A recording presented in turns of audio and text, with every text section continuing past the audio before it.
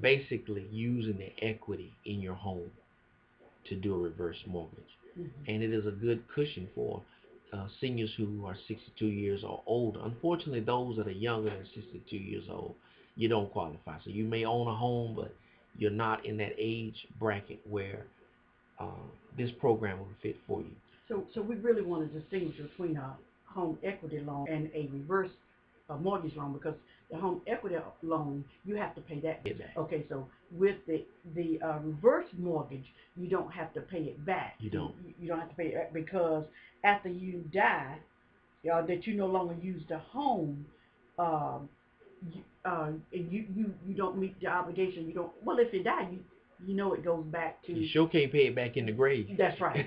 So where does it go? It goes to the estate. To or the something? estate. Okay. Estate. As long as throughout the life of the owner, as long it's a different type of loan. It does not come due as long as the homeowner lives in the property and maintains the taxes and the property insurance on that property.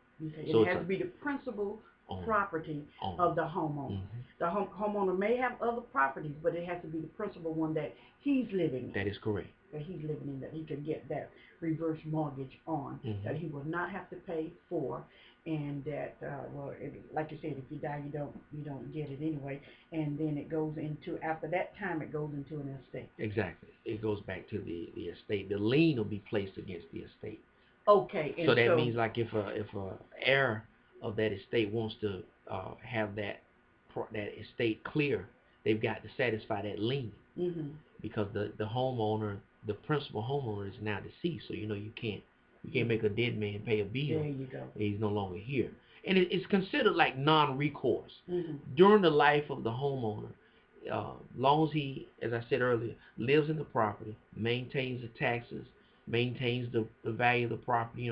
Don't let the property decrease in value through damage or abuse, and maintain property insurance. It's a non-recourse situation. Okay, so and another question I had too, because I didn't know that once you went into that reverse mortgage, would you still have to maintain the taxes and the upkeep and that is correct, and the maintenance of the house? So you still, like, you're the homeowner. You're still a homeowner. Still, but you're not making any mortgage payments. Exactly. With that money that you were making it with, you're paying your debt off. You're paying your debt off. That's how we got here. That's the whole point. Yeah. And even in that, there, as we were saying earlier, I was covering earlier, if you have some of the following issues, like short-term needs, or you don't urgently need the money, you just need the money, you want to go shopping, you want to take a trip, you're looking at doing a risky business investment, you might want to consider another option. Reverse mortgage is not. Or either regular home equity loan. A home equity loan, maybe. Or a line, increasing the line of credit on your credit card. Yeah. But don't tie your money up on your home for these little short-term. Reverse mortgage is a lifetime investment. It's a lifetime investment. It's for long-term goals, or a long-term financial need that you're going to do something, maybe to bring the home up to a higher value, where you're going to redo the home where it's going to increase the value of the home, or make it more efficient. Something like that. It's long-term. So that is something. But here again, to the listeners, this is for someone that is 62 years or older. Okay. So. And I heard you earlier, I did step out for a few minutes, about FHA. Are they the only ones that hold this type of loan for you? There may be competitors, but they're the ones that set the criteria that they govern. Okay. So in other words, you may go to Bank of America or another bank. They may have a separate situation altogether of criteria. Okay, so you have, just like you shopping for anything else, you have to shop for your reverse mortgage, because there's so many other people offering the same thing. Exactly. But they may have different standards or procedures that you have to follow. And different requirements. So you just have to be savvy and shop around and see which one is best for you. Exactly. But we know that the FHA has a great reputation. Right. That's the difference. It's government affiliated. Right. Where you go outside to a private company, it could be a predatory lender. There could be the paperwork may not be as how can I say, not as complicated. Not as complicated. And at the same time, their interest rate may be higher. That's right. And there may be more stipulation that you fail to meet. Right. Or it could be easier where you could lose your home a lot easier. Yes. So you want to look at all that. That's why you got to shop around. Right. You got to shop around. And where the government, like the FHA, is going to be more geared to helping a senior retain their home, even having the reverse mortgage. So you want to be careful of that.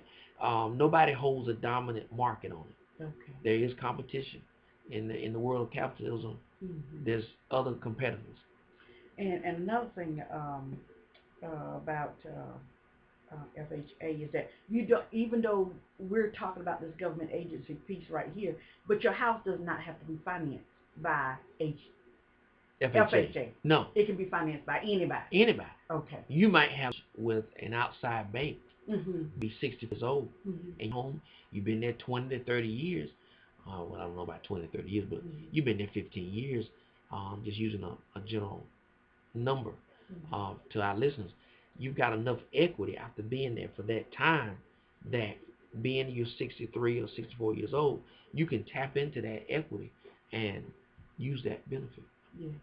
I was talking to someone recently, and they have a home, and they're considering the reverse mortgage. And the reason that they're doing is that because, like you said, they want that money now up front while they're living, and they're saying that their children are grown and gone, and they're not going to come back here. They don't want to come back here, and they certainly don't want that property. Right. And so they're considering maybe going to the reverse mortgage, and I think that those are good reasons. Those are good reasons, you know. I think to do that, and I just been trying to find out, you know, what the options are, and they're passing. They select a charity, because we had a situation like this. So even though you have one of these home equity, still will your house to somebody? Sure. I thought they had to go in. You can still designate who will inherit your estate. Okay. That lien would just have to be satisfied. Okay. In other words, a person could will International Outreach Ministry of Ghana, and they may die next week after they have took out a reverse. What would happen is, after the probate process is, somebody, the heir of that property, will have to sell that lien before the deed changes over into, or the transfer over to International Outreach, as an example.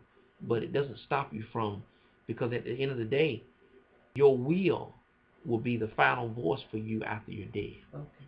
So it allows you to transfer your assets to someone else, but that lien would just have to be resolved. Okay. Okay.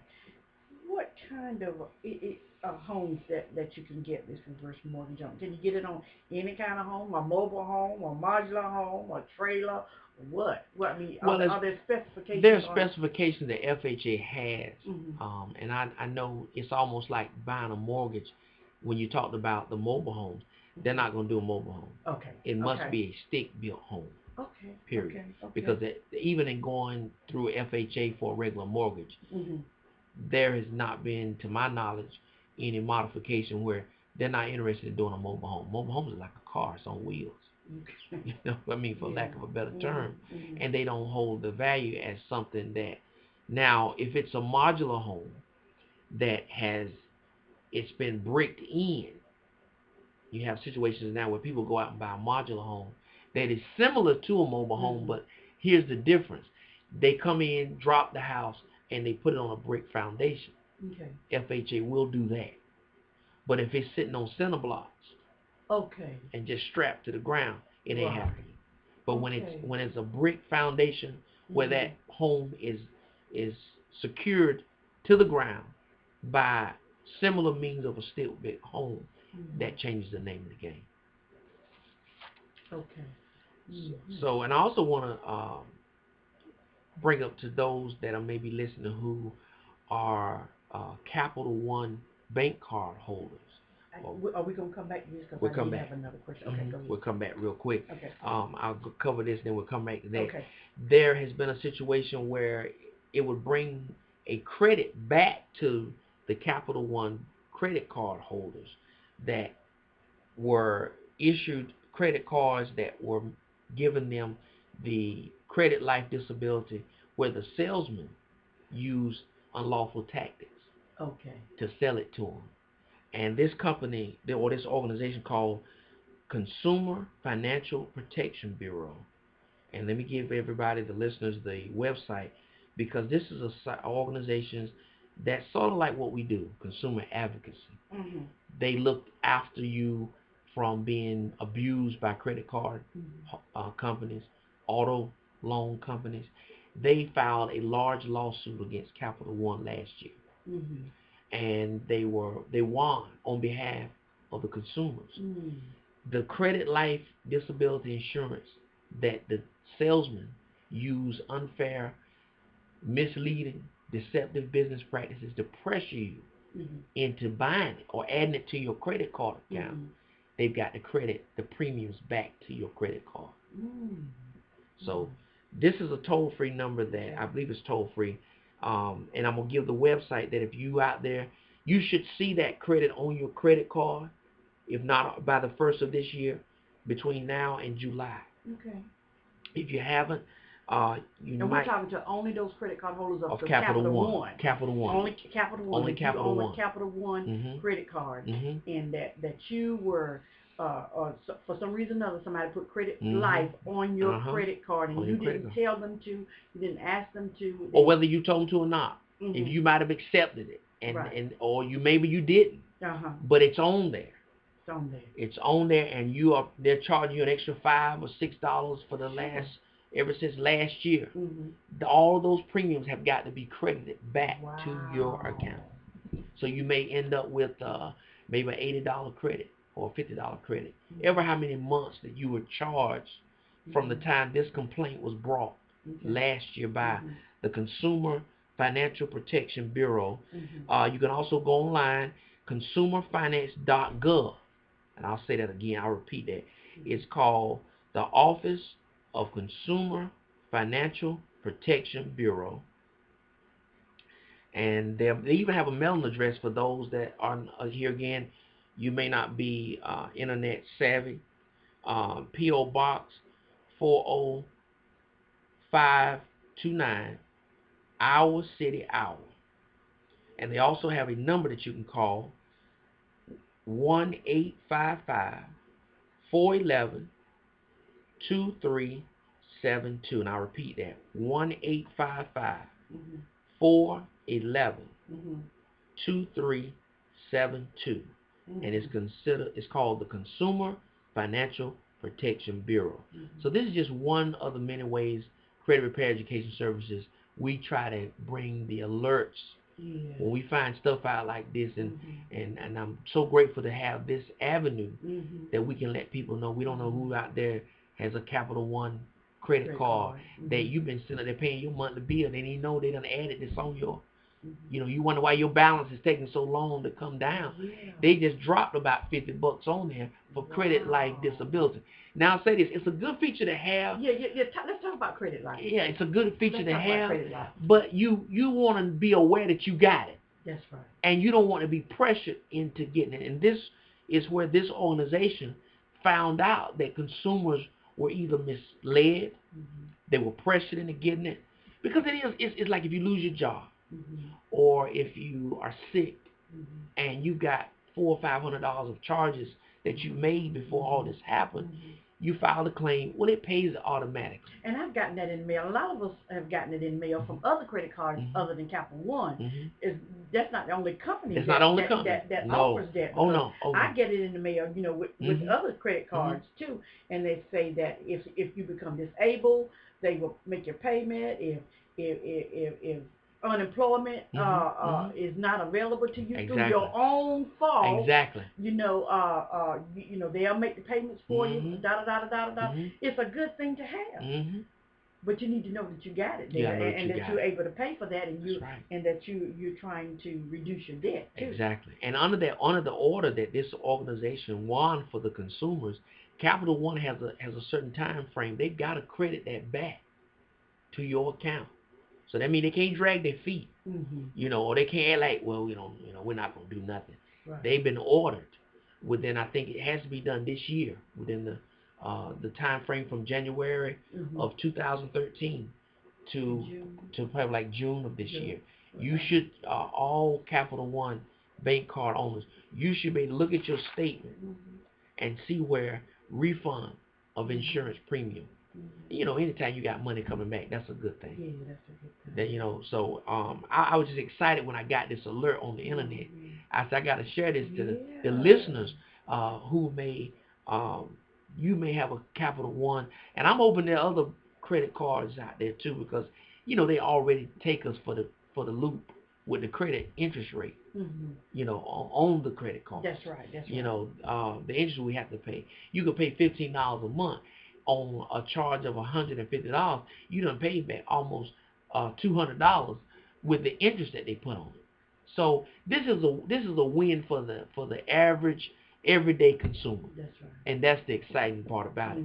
We want somebody's fighting for us, and that's what we try to do at the Credit Repair Education Service. Anytime we get notifications like this, it's a win for the consumer. And I'm gonna go back and repeat the phone number for those who may not have gotten it down. The name of the organization, and you can go online, you can look them up: Consumer Financial Protection Bureau, and the website is consumerfinance.gov. Okay. The number again is 1-855-411-2372. Now, I also want to advise you and the listeners that you can go on this site and set up your own little profile account, that if you have a complaint against a business that falls on a credit card, auto loan, equity line of credit, that you feel was something done that was predatory, that was dishonest, it was abusive to your rights under the federal guidelines, you can form and file a complaint online through this agency. So it sounds like you say, it's an advocacy. It's an advocacy program, and we try to stay linked to things like this, that we can find out how we can better help the consumers come out on the winning side. Because a lot of times there's nobody fighting for us or for the consumer, but they allow you go on there, they assign you a case number, you get an email notification as well as a mailed letter. So if you're not internet savvy, you can do it over the phone, you can do it on the internet, and they keep you up to date on the response that the company gives back to the complaint, and they give you a update on what the outcome is. And it sounds like it's about like what we used to know as the Better Business Bureau, where you could write a complaint in. Exactly. And they would check, they'd send you a form. Exactly. You could fill that form out and tell them exactly what the complaint was, when it happened, and everything that was surrounding the complaint. And then what they would do, they would investigate it for you. And then send you a response for free. Finding for free. And the plus about this organization is it don't have where the businesses are members of it. It's like a total unbiased. Where the Better Business Bureau, if your business is a member of it, they urge you to address that complaint as favorably as possible, because you're paying membership dues to be listed with them. Where this organization is strictly tied to the government, so they don't want your membership. They don't want your dues from a business. They want you to do this customer right. Okay. And all the taxpayers, they want you to be fair to the consumers. They don't want your membership. They don't want your dues. So they're like an unbiased, uninfluenced. If you file a complaint against that bank, they're gonna get on it, and they're gonna get. And what I like about them is they get on it right then and there. In 5 days, you got a letter with the case number, what they sent to a copy of what they sent to the business, as well as how soon you should hear something back. So that's a great good. It is. So I'm just happy to be able to, you know how you like a kid, can't wait to tell it. I had to sitting on it. So it's because it ties into what we do at Credit Repair Education Service. Our job is to help you get the negative things off your credit and fight for you, and let the creditors know you just can't go up here and tap my credit up and not let me know that it's on there, or give me a chance to dispute it or verify as the government requires before you put it on there. So since you didn't follow the guidelines, you got to take it off. So this is what we. This falls into what we. They're just they're tied with the government, and they're out of Iowa City, which, you know, if you remember, that's one of where the largest caucus is for the political races. The Iowa caucus is based out of there. So that caucus determines whether you need to keep running as an elected official. Okay. So you win the Iowa caucus, you can push on. That's all right. And as we talk about this organization that you're talking about, and we also talked about the Better Business Bureau, those may be avenues that when you begin to think about using a reverse mortgage, and you're shopping around, maybe these people could give you or tell you the ratings of the different places that you plan thinking about getting a reverse mortgage with, and see what their track record is. That's right. I know you can do that at the Better Business Bureau. And you can do it. You can do it with this one too. Okay. You can go on there and you can see. They have a section where you can go on there and see the history of the lawsuits, the complaints that they have done, and it allows you to see whether or not there's. I think you can type in the name of the company you might be considering doing the reverse mortgage with, and come up with no complaints. They might be all right. Might be all right. Because this is like this is another division deal with the government. Anytime you see, like, you know, like they got the website consumerfinance.gov, that means it's tied to the government. So that's another avenue, like you said, that you might want to check and see, you know, and they may, I believe, there's a section on there where you can go on there, because here again, the reverse mortgage falls under consumer finance. And they deal with what? Consumer finance protection. Where there's got to be a section there under there, because I did see when I went on the site, there's a section in there about banks, lending, auto lending institutions. So that would be a good area to look for information on anything they had to do to police the banks that deal with reverse mortgages.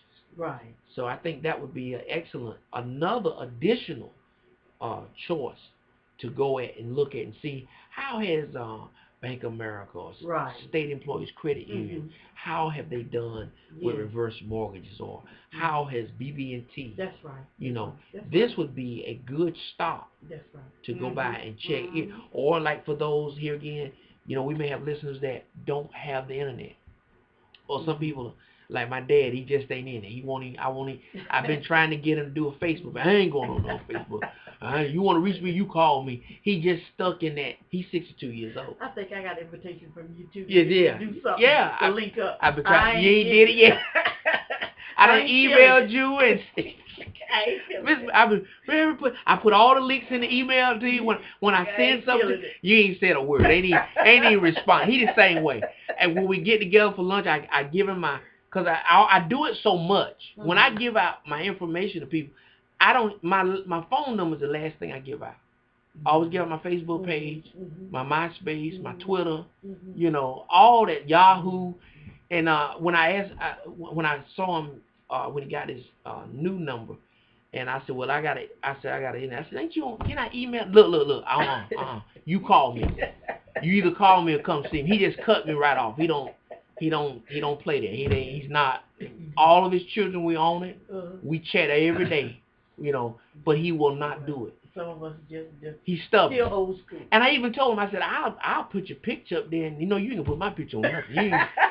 I'll build a page for you. You know, all you got to do is just go up there and check it, and we can hit you up, and we can talk to you on webcam. He don't want to do none of that. So I just want to shake him sometimes. But I tried it when he called me Sunday. I did one more last pitch. But he's talking about all of us get together for around my birthday, the 4th of July. So I said, well, look, why don't you let me build you a Facebook page? What I tell you? Didn't I tell you no? No, I don't mess with that. You want to reach me? Right. He said, how you been doing it for years for this stuff come out? He wants to stay in the phone or you come back. We old school. Old school. That's all right. Yeah. I'm with you there. Yeah, he ain't changing. So it's and we be trying with the harder he kicked, the harder we trying to pull him, but it ain't happening. He's not giving in. So I don't know. And I thought about sneaking and get a picture and put him up there anyway. But cause his girlfriend, she's on there. She's one of my Facebook friends. So we trying to. So I said, talk to him. Hey, I ain't want to put my laundry out. Yeah. It's good. Now it is good for a lot of stuff. A lot of stuff. When you're dealing with business and when you're dealing with God, it's always good to spread the gospel. Yeah. And then you're doing business like this right here. Yeah. And stuff like that. But then you don't want too many people to get in this kind of business right here that you're doing right here. Yeah. No faith. And what I'm trying to get him to see is we found new family members that we didn't even know with Facebook. We talked about that Sunday. I heard of that. Like this morning, I got up. I had 3. I ain't got no family. I ain't got no family. And this is what I know when he hear me, but he don't want to hear it. He said, "Yeah, oh, I see. It's going in one ear, out the other." Yeah. But I said, we through Facebook. We found out we got some Mcgirts in Raleigh that we're related to. I didn't even know it. We got Mcgirts in Scotland County. Yeah, I'm related to in Maxton. Okay, all right. There's some down here in Maxton. Yeah, a bunch of them. There's a bunch of them, and I like today. I got up this morning. There were 3 friend requests I accepted from Ghana. I never been to Ghana. It's the beautiful, and I'm trying to sell that to him, but it's like well, you know my number. Yeah, that's right. He goes right back to he just won't do it. I'm with you, Dick. So but it's and I talked about, I said, well, maybe for your birthday in December, if we get you a webcam, would you consider going online and letting us know it ain't one of your webcams? So it's just let me ask you this: why is it so hard for y'all to want to cross? You see where the trend is. Why are y'all so firm on not giving it a try? Like going to a restaurant, you try new stuff. The new stuff. It's new. That kind of traveling that fast. And my mom's not on it either. I gotta tell it. She don't do that either. She's phone when you come by. She don't have she don't even have an email at all. And her job. She work with children in daycare. So it's they don't want to change. They're going to stay there. Now, getting back to this reverse mortgage again, how do we know that once you pass it goes into the state and that the heirs have no obligation, no financial obligation. They sell the house out of that and pay the house off or whatever, and they have no obligation after that. But how much money can I get for my home? How does a person know how much money that they get? Is there a formula? There's a formula. Is there a requirement? Is there an amount or what? There's a formula, as we stated earlier with the FHA. There's a criteria that they screen it. They screen the whole scenario. You got to go through a rep, and they'll put all the information together and determine whether or not you even qualify or there's enough equity. How much money can I get? How much money can you get? How much money does it depend on how old my house is? You did tell me the location, how old my house is, or if I've got a fairly new house and I'm in a new location, can I get a different interest rate? That house that you were talking about over in the other area over there, can I get a better rate? If I'm in another area, got a good house, and it's cool. Is it possible that I can get a better rate? Can I get more money? It's according to how the house look or where's the location of the house, etc. Does that have anything to do with it? What they do, they basically do like you would do in a traditional loan or equity line. They're gonna carry you through that whole process, the appraisal. You're gonna have to look at the home location. Okay. I didn't know that they did it. Oh yeah. They do an appraisal. Yeah, so that makes sense too, because if your house doesn't appraise at a certain value, you you can't. You might not be able to get Right. that reverse mortgage. If you got a home that has had significant wear and tear, and is not allowing it to come back and appraise where there's some room to do a reverse. I mean, basically what happens is through the pre-qualify process and through the preliminary evaluation of what can be done, you're going to get the same screening that you would in a traditional loan. The only difference that a reverse mortgage, from what I've seen, and I'm looking at the information now on the site, is you have to be 62 years or older. Where in a traditional mortgage, they may say, well, we don't do mortgages after a certain age because of the risk factor. Sure. Where this is targeting people that are 62 years or older. And you don't have to be single. And you don't have to be single. You could be married. You could be married, but you need to make sure if you're going to do a reverse mortgage that your spouse is on that deed. Okay. You need to make sure that. That's something I was looking at the site, even as I'm sitting here now. That's an issue that has to be addressed. If your spouse is not on that deed, you might need to sit down and talk with your spouse on whether y'all need to do this now. Because if you pass and your spouse is still here kicking, he's responsible to pay that money back. It changes the rules of the game where she's responsible. Right. If she's left. Right. If she's left. And she don't have to pay it back if she's the one that's on the deed and he croaks. But she's still there. And she don't have to pay it back. But now if she precedes him in death and he's no longer he's not on that deed, he's got to pay that lien back. Wow. So and I don't want to make it sound like the wife gets away. Either way, if the husband, if he gets the reverse mortgage, because you got to be fair now. You got to. If the husband gets the reverse mortgage, and the wife name is not on there, and he precedes the wife in death, but he didn't put her name on that deed, she's got to pay that reverse mortgage lien back. So that's what I covered earlier on when I was talking about when it's considered a bad idea. If you are a couple, you're married, and you do not have your spouse on that deed, you may want to consider either not doing it or having the deed modified before you start accepting the proceeds of the reverse mortgage. Wow. So it goes all. It can get really, really. In other words, it's clear cut. It's clear cut. If you're married, then they need to be on the deed. If you're gonna do the reverse mortgage. Okay, so say for instance you do the reverse mortgage together, you and of course I do want to before you leave, I do want to invite the community to call in and ask questions if they want. Okay. And I lost my train of thought just that quick. But if there's husband and wife, wouldn't they normally get the reverse mortgage together with both names?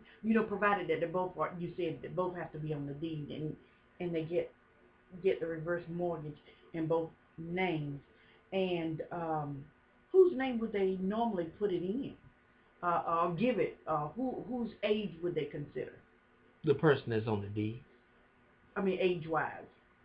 Well, they have to be 62 years or older. Okay, if they're not 62 years old, they don't even try to apply. That's the whole thing about reverse mortgage. Like I covered early on, it's not for somebody like, okay, I'm 41 years old. I can't even walk in the door to my revert. They'd be like, well, sir, if you don't get out of here, you have to be 62 years or older. Plus, you have to have the equity in your home.